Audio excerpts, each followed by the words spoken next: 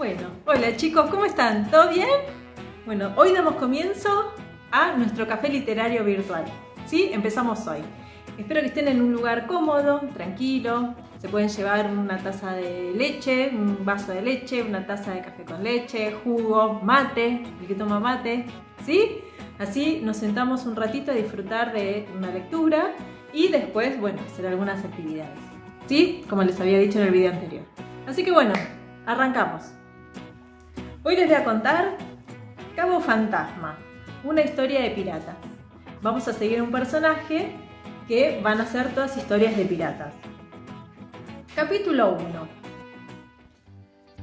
Yo tengo un abuelo raro. Así como suena, quizás suene mal, pero es la pura verdad.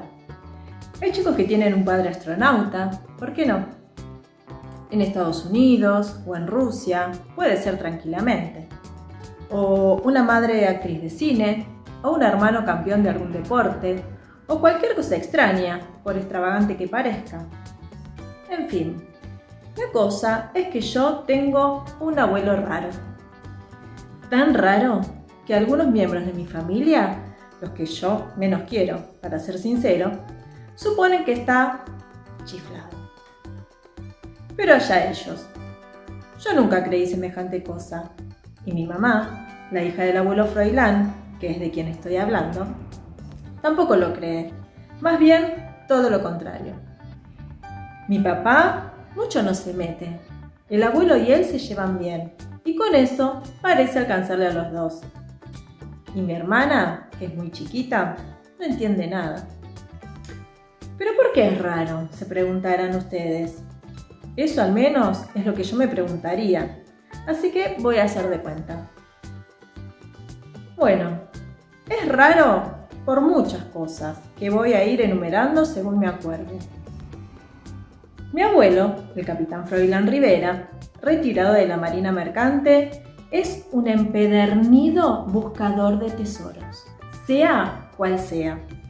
En el fondo del mar, entre las algas y, de ser posible, en la vieja bodega de algún pintoresco galeón español, o holandés, o inglés, o francés. Para el caso, da lo mismo. Dentro de un cofre herrumbrado y más pesado que los restos del galeón mismo. El abuelo vive desde hace más de 20 años, cuando se quedó viudo, en un lugar alejadísimo de todo. Un pueblito de 20 casas en la costa del Atlántico hacia el sur de Bahía Blanca, que se llama Cabo Fantasma. Y desde que se instaló allí, no volvió a pisar la ciudad en todo este tiempo, ni creo que vuelva a hacerlo. Y nunca explicó por qué. Y hay más cosas.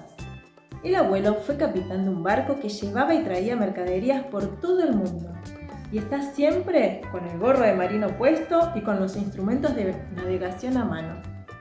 Incluido un largavistas antiquísimo que casi siempre lleva colgado de una cinta que le cruza el pecho. Y en su casita, que está casi colgando de un acantilado, vive con un perro que se llama, como es casi obvio, Brummel. Y no recibe más visitas que las que le hace otro viejo marino como él, el contramaestre Salvatore, un ex compañero apenas un poquitín más joven, que fue contramaestre de su barco, y con el que se tratan siempre de capitán, contramaestre, a pesar de que han pasado como 40 años juntos y son íntimos amigos. En fin, hay más cosas todavía, pero ya las voy a ir contando de a poquito, cuando venga el cuento. Por ahora les pido que me tengan confianza. Si les digo que el abuelo es raro, es porque definitivamente es raro.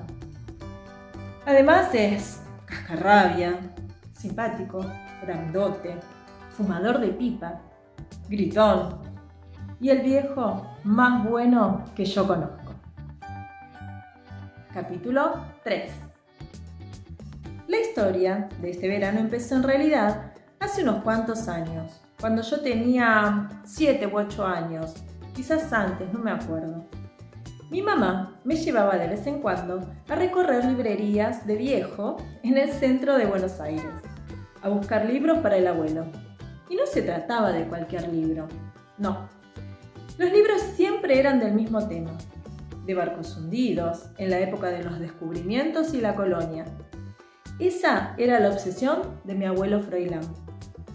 Y como nosotros lo visitábamos en su casa de Cabo Fantasma casi todos los veranos, le llevábamos siempre de regalo alguno de esos libros. En los paquetes que le armábamos había de todo. Novelas históricas, documentos antiguos, libros de geografía e historia, crónicas de los grandes buscadores de tesoro, hasta historietas de aventuras. Mi abuelo se ponía casi tan contento con estos libros como con nuestra visita. Una vez que nos instalábamos en la casita del acantilado, el abuelo cocinaba pescado y luego, a la luz de su lámpara marinera y fumando alguna de las pipas de su enorme colección, se dedicaba a inspeccionar lo que le habíamos llevado y a hacer anotaciones en un enorme cuaderno que parecía no terminarse nunca. El abuelo soñaba con descubrir en las costas del Cabo un tesoro hundido junto con su barco, para entrar triunfalmente en la historia de los grandes buscadores. La verdad es que el valor material del posible hallazgo era lo que menos lo entusiasmaba. Él lo que quería era encontrar su tesoro y entregarlo a algún museo o algo así. Con eso ya tenía suficiente. Y en este sueño no estaba solo. Su compañero y amigo, el contramaestre Salvatore Bontempo, un viejo nacido en Italia y criado en la Boca, compartía con él la misma ilusión. Este era a la vez el juego y la esperanza de los dos viejos marinos, lo que los mantenía ocupados durante todo el año. En invierno y parte del otoño leían, sacaban conjeturas, dibujaban mapas y hacían planes. En primavera y verano se dedicaban a buscar. Tenían entre los dos un pequeño bote de vela, un equipo muy viejo de buceo y unos cuantos instrumentos más, que cuando podían iban ampliando. Esta era una de las causas de que algunos de los miembros de mi propia familia opinaran que el abuelo Froilán estaba un poco tocado.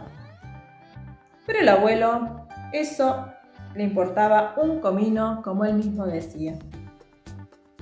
Salvatore, en cambio, no tenía ninguna familia que lo tuviera por raro. Su verdadera familia era el abuelo Froilán. Y yo creo que un poco a nosotros, mi mamá, mi papá, mi hermana y yo, también nos consideraba como su familia. Con el tiempo, los libreros de la calle Corrientes, de Avenida de Mayo y del 11, llegaron a conocernos tanto que cuando les gustaba algo que podía interesarnos, lo apartaban del público y llamaban a casa para que fuéramos a buscarlo.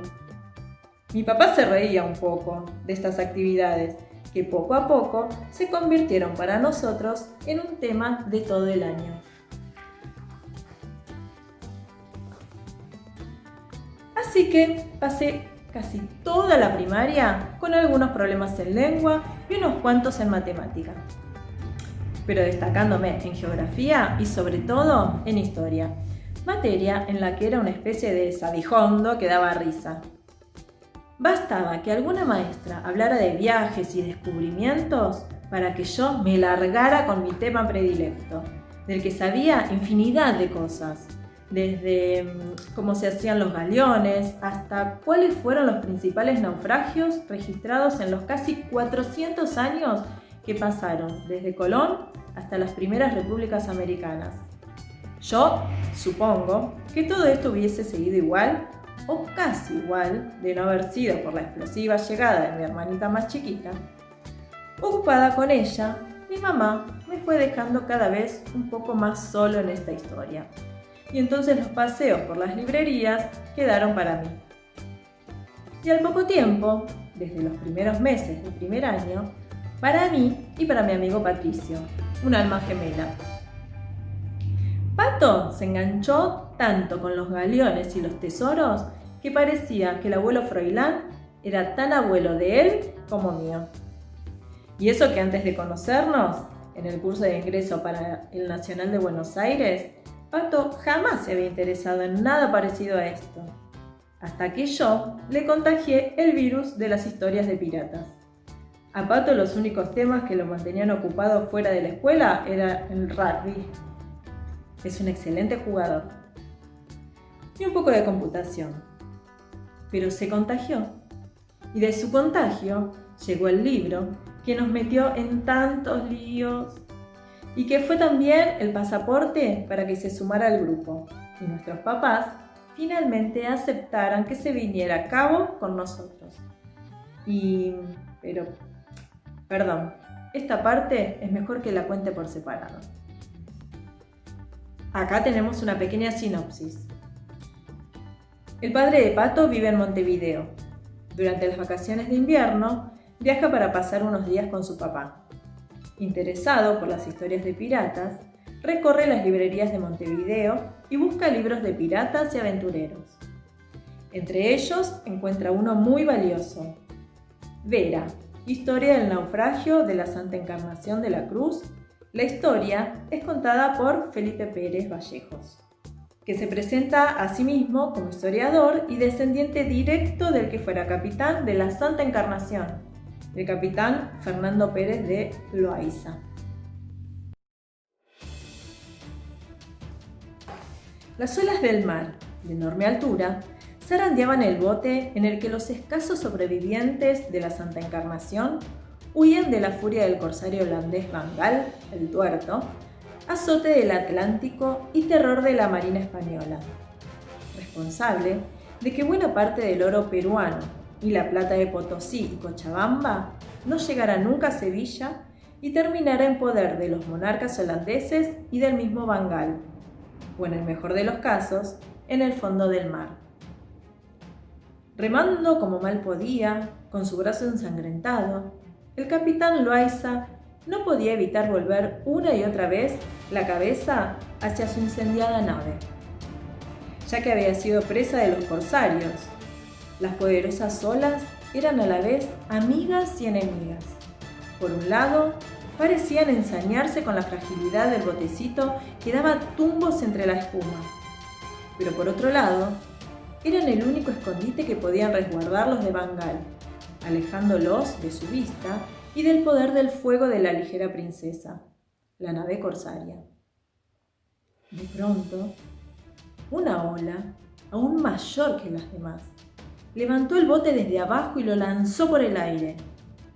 Antes de perder de vista a sus hombres, en medio del agua y la espuma que caía sobre él, el capitán Fernando Pérez de Loaiza alcanzó a aferrarse a un pedazo de remo que se había partido en dos, y con el madero, contra el pecho, se hundió en las aguas oscuras. Está bueno, ¿eh?, me dijo Pato y cerró el libro de un golpe.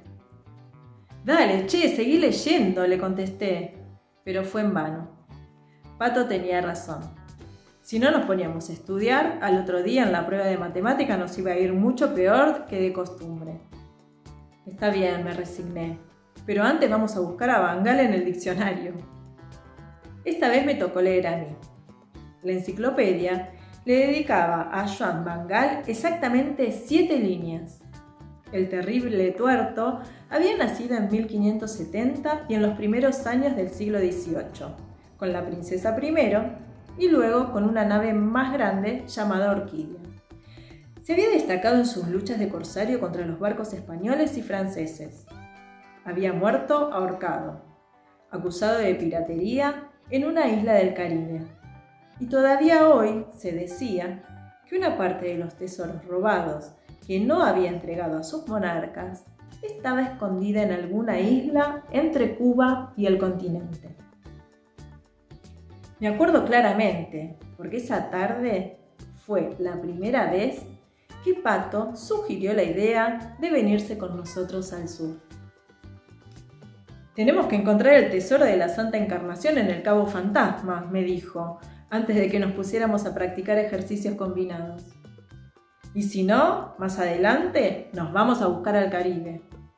Yo me reí. Realmente el virus le había picado fuerte. Se estaba volviendo más fanático que el abuelo Froilán y su amigo el contramaestre. El autor es Mario Méndez. Nació en Mar del Plata y vive en Buenos Aires. Un maestro, escritor y editor. Le gusta escribir guiones de cine e historietas. Y por supuesto, le encantan las historias de piratas. Bueno, espero que les haya gustado. Ahora vamos a hacer un pequeño trabajito y los dejo pensando. Si tuvieran que esconder un tesoro, ¿qué esconderían? Piensen. Tiene que ser algo que sea muy importante para ustedes, un tesoro, ¿sí? ¿Qué esconderían? Y después, ¿dónde lo esconderían? ¿Dónde lo esconderían? Vamos a hacer una pequeña reflexión y me la van a contar después por escrito, ¿sí? Así que bueno, los dejo así acá, les doy la actividad y después vamos a ir conversando sobre eso, ¿sí? Si les gustó, si lo recomendarían. Y una aclaración es que leímos solamente 3 capítulos como para ir entrando en todo esto que tiene que ver con las novelas de piratas. Bueno, los dejo, espero que les haya gustado, que lo hayan disfrutado y nos vemos en el próximo videito con más cuentos y novelas. Besitos.